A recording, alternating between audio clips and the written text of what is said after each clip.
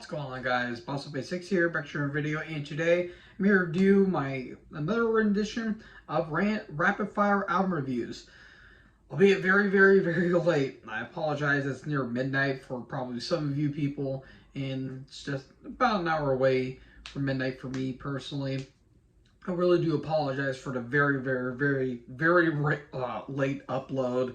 I had an unexpected busy day today, so yeah, but hey, this is getting released today, so I guess better late than never. And plus, if you are seeing this, to any of the mothers out there, happy Mother's Day, because I don't think I'll be able to release any videos tomorrow. But Monday, though, expect a certain album that I'm going to be reviewing. And I'm pretty sure some of you guys know what I'm talking about, but for those who don't know, just tune in on Monday and you'll understand what. So, with that being said and that out of the way, I listened to 3 albums that were all released on the 10th of May. And, well, we're just going to get right into it. This one might be a bit of a shorter one, considering there's only 3 albums and 2 of them were relatively short. So, without further ado, let's kick off with the first one, which is from Knocked Loose. You Won't Go Before You're Supposed to. This album comes out, obviously, on the 10th of May of 2024. This is released on Pure Noise Records. This is their 3rd studio album. This band formed in 2013 in Oldham County, Kentucky. This is labeled as a hardcore punk metalcore act. And I've heard of these guys. I've heard a couple singles from them and maybe another track or two. And from what I heard, it was actually pretty solid, all things considered. And I'm like, you know what? I'm check out to see this band, see what the hype is, and sweet Jesus Christ, this is wow, insanity to say the least. We kick off with the opening track Thirst, which is under 2 minutes, and it has this really nice ambient and atmospheric, guitars in the background, really nice melodies, and really bringing up that atmosphere. And as soon as the atmosphere hits, just like that, the frickin' vocals kick in, and Brian Garris just insane on the vocals throughout. Yeah, just absolutely insane. He has those very high screams. Kind of reminds me of the new vocalist of Cryptopsy a little bit in some regards. And just the hardcore vibe is just flat out infectious. And I really love the groove of this album as well. And you got some interesting kind of guest stars. Poppy actually appears on the 3rd track, Suffocate. And for those of you who don't know who Poppy is, I know of her because she used to be on NXT, and she has done a couple NXT themes, and her stuff's actually pretty solid. I will go on her way to check her out, but she's like an industrial alternative dark pop synthwave. It's really bizarre. It's actually an interesting stuff. There's a couple of bangers I actually do listen from her. And she fits really well on the 3rd track, Suffocate. Really good stuff. I really love the little whispers, and then when she does those screams, it fits perfectly with the song, and it doesn't stand out, or it doesn't stick out like a sore thumb. And then the 7th track, Slaughterhouse 2, features Chris Motionless, so Motionless in White.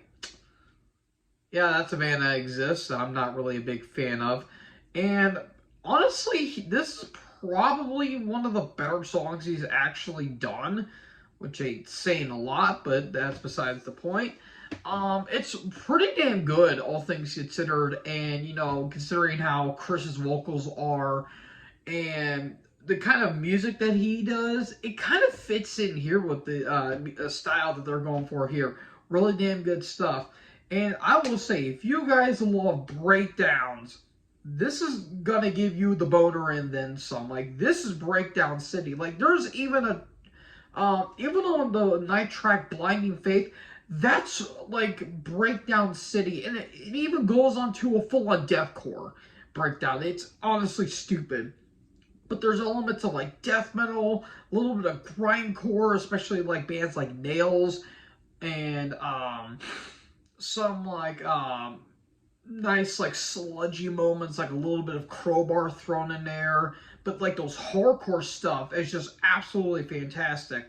Like on Take Me Home, the Calm That Keeps You Alive, Sit and Mourn, Piece by Piece, and Don't Reach For Me. Like the more longer tracks are flat out phenomenal. Even the shorter tracks really have that grindcore stuff. Like honestly, it has a little bit of a Slipknot kind of vibe, and not in terms of the overall like vocal pattern and all that stuff. In terms of the style they went for, like again, like the drums are going at like near bullet train aggression, but like in the guitars are having that sludgy, grimy tone to it, and the vocals are just insane. And I didn't really get that until like the fifth track, Moss Covers All, which that feels like a full-on grindcore track in all honesty. And yeah, it's really damn good. Really damn good. I'm gonna give this a 4 out of 5. I'm about to 4 1/4. I'm giving this a 4 out of 5. This album fucking kicked my ass for all I care. And yeah, I think it's one of the best albums I've heard this year. And I'm curious to see what they're going to do after this. So yeah, really damn good stuff. Really damn good stuff there, guys. Next up, we're going to go all the way. Where is this band from? Wellsville, Ohio. I apologize, I had to look at that. Necrophagia with Moribundus Grim. This is the newest offering from one of the pioneers of death metal, if you think about it, along with Death and Possessed.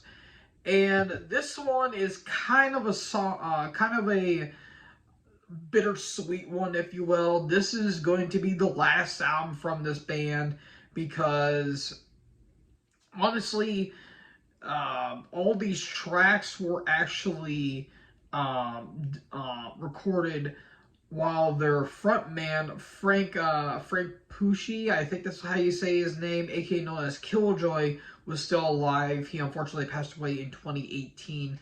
And I think this is the band's 6th studio album. Let's see, 1, 2, 3, 4, 5, 6, 7. Or 7th. It's been about 10 years since White Worm Cathedral. And I've heard of this band, but I haven't heard any of their stuff until this listening. And honestly, it's solid for what it is. There wasn't a whole lot of tracks. There was like a few original tracks, and there's a Samhain cover, and there's a live cover of The Wicked, and the couple other tracks that are just like one's like under 3 minutes, and the couple that are just barely over 2.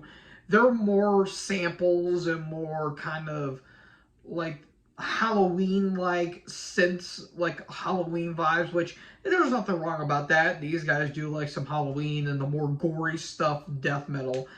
And the actual 3 tracks on the entire album, the title track, Bleeding Torment, and Mental Decay, are actually really damn good. I really, really, really dug it. I really love the vocals on this album. Killjoy has some pretty damn good vocals, and John McEntee of Incantation actually shows up on this album, which I guess you could kind of hear with the more phlegm-like vocals, with the more kind of vocals. So you can kind of get that. But probably my favorite track out of the 3 like actual songs might have to be Bleeding Torment. I just love the groove of that song in particular. But Mental Decay is really good. The title track's really good. And again, the other tracks, again, there's nothing against them, just they weren't long enough to really grab my interest. But Scarecrows is kind of fun. It kind of has a nice little, kind of synth kind of, groove to it, which I kind of did like. And the album cover looks pretty cool too. It's a nice little way to tribute to the vocalist as a whole. So again, rest in peace to Killjoy.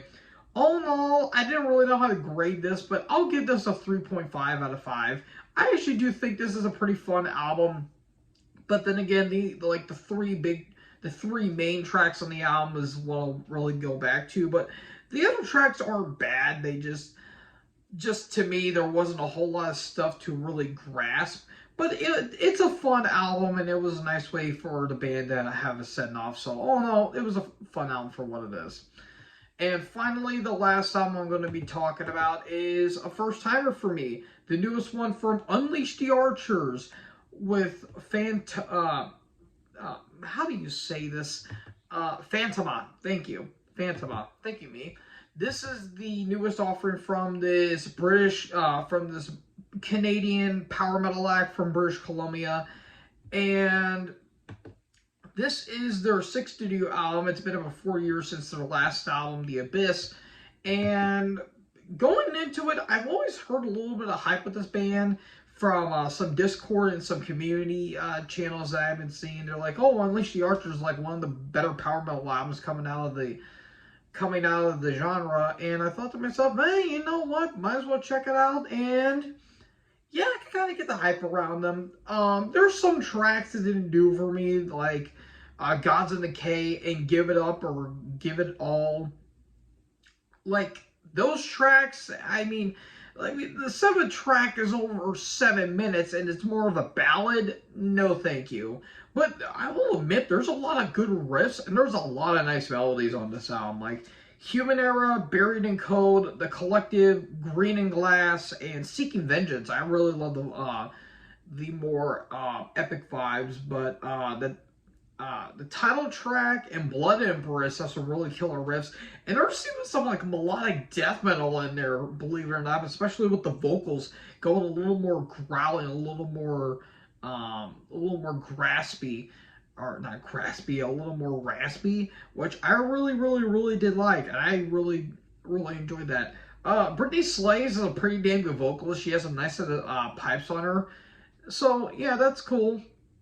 The album artwork is pretty AI-ish, so that's another thing I can really knock the band for. But they even admit, look, we used AI, and I mean, it is what it is. So, all in all, it's a pretty solid album. I'll give it a 3 3.75. I actually really enjoyed it. So, yeah, not a whole lot to really talk about per se, but then again, I am tired. It's been a long day for me personally. So, folks, that is it for all of these 3 albums. What did you guys think about these albums? Let me know in the comment section below. Make sure you guys leave a like, leave a comment, tap that bigger subscribe button, and tap the bell so when I upload, you guys will be notified.